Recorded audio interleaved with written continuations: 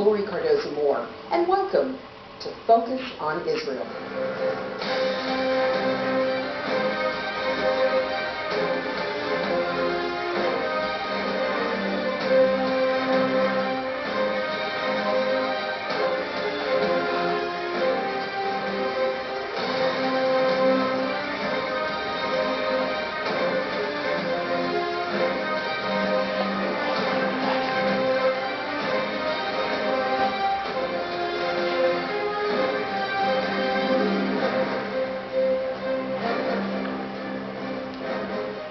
Hello, and thank you for tuning in to Focus on Israel. I'm Lori Cardozo-Moore, president of Proclaiming Justice to the Nations, a nonprofit organization dedicated to educating Christians about their biblical responsibility to the Jewish people. Many Christians do not realize that the Word explicitly tells us to stand with our Jewish brethren and defend the land that God calls His. Over the last 4 weeks, we've covered the issues concerning anti-Semitism. First, we discussed the history of anti-Semitism, the roots and history of what has been called the longest hate. On our last 2 programs, we focused on the new anti-Semitism that has emerged today, that comes against both the Jewish people and Israel. We also looked at the growth of Christian anti-Semitism in the church today. Today, we begin our teachings on the evidence for the Jewish state. Over the next few weeks, we'll look at the biblical, the archaeological, the historical, and finally the political evidence for Israel to exist and hold all the land God calls His. More often than not, we see that the evidence found as we examine the biblical, archaeological, historical aspects of Israel cross over and reinforce each other. As discoveries are made by archaeologists, both biblical and historical texts are proven, and a new light is shed on the ancient information. More and more discoveries are made each year that prove the Bible to be not only a holy text, but a true historical book of amazing and miraculous events. The Bible is essentially a religious history book. It is a book about God and His relationship with Israel and the Jewish people. It is a book written to Israel, for Israel, and about Israel. That cannot be proven or disproven logically. It's a spiritual matter. Presently, there isn't proof for everything written in the Bible, but absence of proof is not proof of absence. It only takes one find to change that picture. For example, until 1993, there was no proof of the existence of King David or even Israel as a nation prior to Solomon. Then, in 1993, archaeologists found proof of King David's existence outside the Bible. At an ancient mound called Tel Dan in the north of Israel, words carved into a chunk of basalt was translated as House of David and King of Israel, proving that he was more than just a legend. The Smithsonian Department of Anthropology is reported to have said this about the Bible. Much of the Bible, in particular the historical books of the Old Testament, are as accurate historical documents as any that we have from antiquity and are in fact more accurate than many of the Egyptian, Mesopotamian, or Greek histories. These biblical records can be and are used, as are other ancient documents in archaeological work. For the most part, historical events described took place, and the people cited really existed. There is plenty of historical and archaeological proof that the Bible is historically accurate about the people and places in Israel. Our program today focuses on the biblical evidence, and we'll hear from 2 leading rabbis I spoke with in Jerusalem, Rabbi Avraham Greenbaum and Rabbi Yeshayahu Hollander. Rabbi Greenbaum is founder and president of Azamra.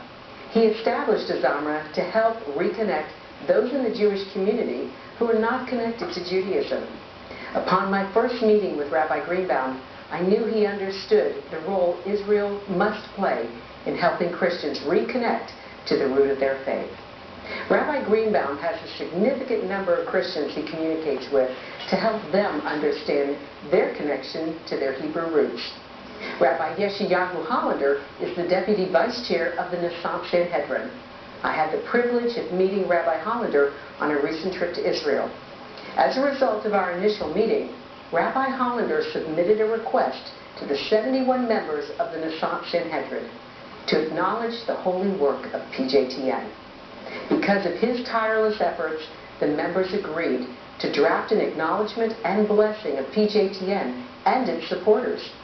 This document is the first time in history that this Jewish organization has recognized and blessed the work of a Christian organization. The Nessaf Sanhedrin reconstituted itself as a religious body in 2007 after 1,500 years. PJTN is honored to have received this most honorable blessing from these religious leaders in Jerusalem. In response to the Sanhedrin's blessing, PJTN presented a proclamation to Rabbi Hollander encouraging our Jewish brethren with prayers and support to remind them that they do not stand alone during these difficult days. The proclamation was submitted to the Sanhedrin during a press conference in Jerusalem on September 1st, 2011. Both of these spiritual leaders live and teach in Jerusalem, the holy city itself. Both men were adamant that the Bible gives the greatest evidence for the Jewish state that existed thousands of years ago and in 1948 was reborn in a day. What is the biblical basis for Israel's right to these lands? Well, the biblical basis is available for everybody to see. There are millions of copies of the Bible everywhere, and everybody can open their Bible. And particularly if you read through the first book of the Bible, the book of Genesis, which predates the scriptures of any other contemporary faith, you will find in the narrative of Abraham, Isaac, and Jacob the biblical statement that God promised this land to these fathers for their seed forever and ever. And you can see chapter and verse as you follow through the narrative. You then see in the book of Exodus how God calls upon the descendants of Jacob, the children of Israel, through God's chosen emissary Moses, and says, I will take you out of the land of Egypt to the land that I promised to your fathers, the land flowing with milk and honey. And then when we pursue the story of the Exodus and the journey through the wilderness to the land, we find just before the children of Israel enter the land, at the end of the book of Numbers, a detailed topography of the borders of the land as promised to the fathers. In Genesis, it states that from the river Nile to the river Euphrates is promised to Abraham and his descendants. And in the end of the book of Numbers, we see a detailed topography of what the boundaries of this land are. So it's available for everybody to read in their Bible. If they will follow the book of Joshua, they will see how the Canaanite kings that preceded the children of Israel refused to bow to the belief in the one God and resisted the children of Israel, and therefore were permitted to be driven out, which they were. And in Joshua chapters 12 through 19 is again an even more detailed topography of the inheritance of each and every tribe according to names that are preserved until today in Arab village names and in Hebrew names. And then we see at the end of the book of Ezekiel talking about the end of days, the exact description of the 12 tribes of Israel in each in their strip of land down the eastern Mediterranean seaboard, with Jerusalem and the area of the priests and Levites in the middle. It's all available in everybody's Bibles, no secrets whatever. Everybody knows that in Genesis 15 there was a scene where God spoke with Abraham and made a covenant with Abraham. In that day the Lord made a covenant with Abraham, saying, Unto thy seed have I given this land, from the river of Egypt unto the great river, the river Euphrates. So now this is the first quote. A lot of things have to be studied in these phrases, but I didn't study them. A man studied them. In 1950, he published this book covering all the research that has been done from the very beginning, from the Greeks, going up to 1956, I think is when he began writing.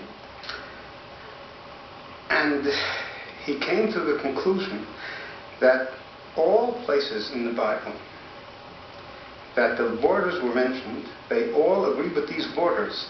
In other words, while in other description of borders, there are 30 places in the Bible, in the Hebrew Bible, where the borders are mentioned. There are places on the borders are mentioned, over 30 places. And he went through each one and the research on each one and came to the very clear conclusion that they all fit in with this promise to Abraham. And that, I think, is the basis. This and another 29 or 30 odd quotes are very sound. I can read you off all the places that I collected. And I'll show you here. Let's see. Here, starts at 7. I found 31. 31 places in the Hebrew Bible that quote places on the borders. So here we have two rabbis based on a Hebrew interpretation of the scriptures, citing several key scriptures that affirm that God made a promise to Abraham and his descendants that he would give them the land of Canaan. I truly believe that one cannot talk about the biblical evidence for Israel without looking at Jerusalem. In the Bible, it's mentioned 667 times. Jerusalem has been a Jewish holy city since the days of King David, 3,000 years ago. At that time, the Arabs were still pagans who were worshiping idols in the desert. The Hebrew religion began with Abraham over 4,000 years ago, and almost 2,000 years ago, Christianity began with the ministry of Christ. Islam, the newest of the three monotheistic religions, began approximately 1,400 years ago. In the year 638 AD, the Muslims captured Jerusalem from the Byzantines and built a mosque on the site of the Jewish Holy Temple, what has been referred to as the abomination of desolation. Some Muslims believe Jerusalem is an Islamic holy site. But is it? Our next video piece looks at this ongoing misconception.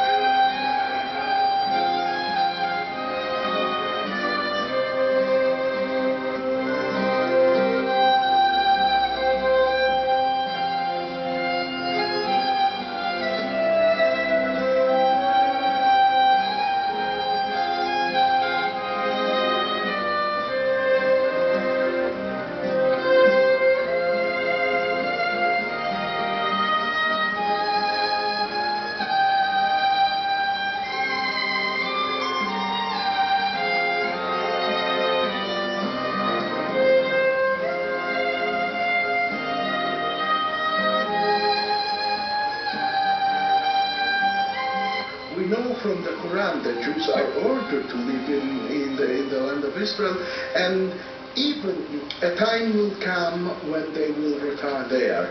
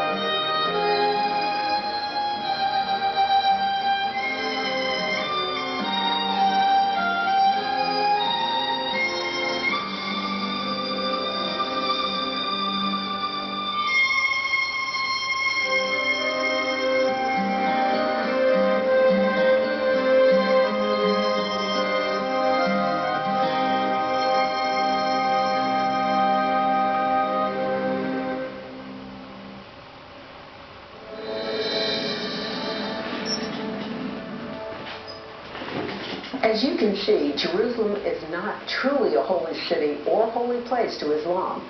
It is merely a conquered area from the past that they believe they own.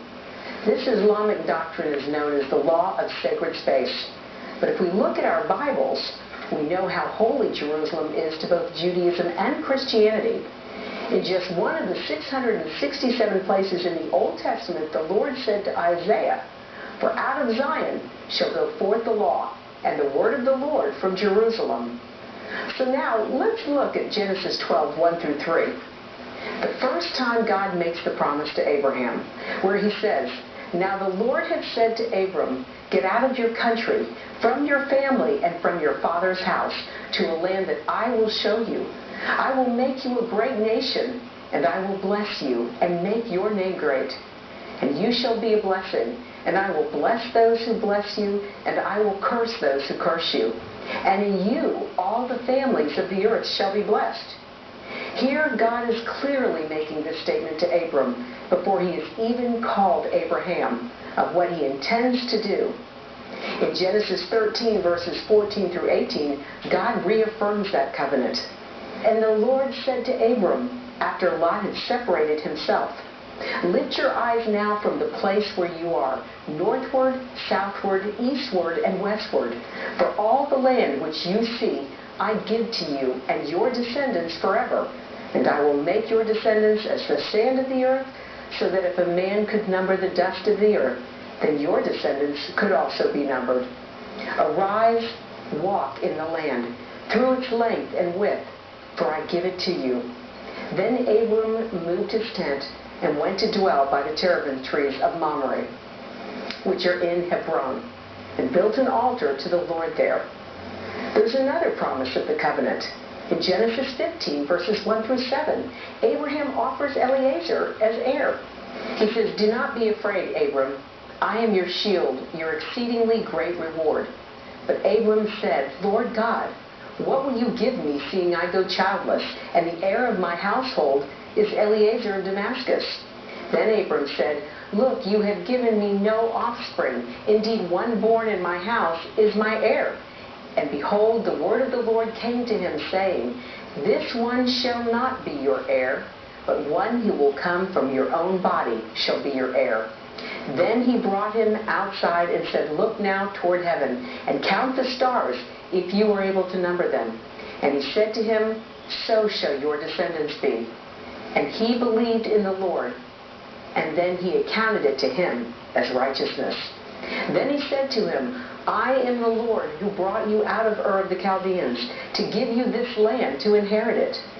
So, ladies and gentlemen, it's clear that God has confirmed and reaffirmed that the land belongs to Israel. So we can go to the New Testament, to Acts chapter 7, verses 1 through 5. This is the account of Stephen's address, where he is also authenticating the covenant with Abraham when he said, "Then the high priest said, "Are these things so?" And he said, "Brethren and fathers, listen. The God of glory appeared to our father Abraham when he was in Mesopotamia, before he dwelt in Haran, and said to him, 'Get out of your country and from your relatives, and come to a land that I will show you.' Then he came out of the land of the Chaldeans and dwelt in Haran.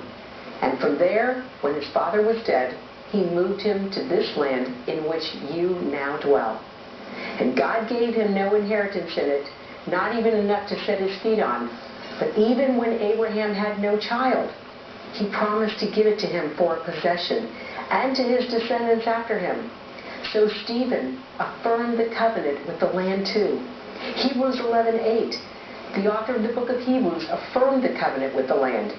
Here again in the New Testament, Stephen is authenticating what God promised in Hebrews chapters 11, verse 8. He also authenticates what God had promised Abraham about this covenant and the land as well. The land is significant, and I wish we had more time today, but it's time to wrap up our show.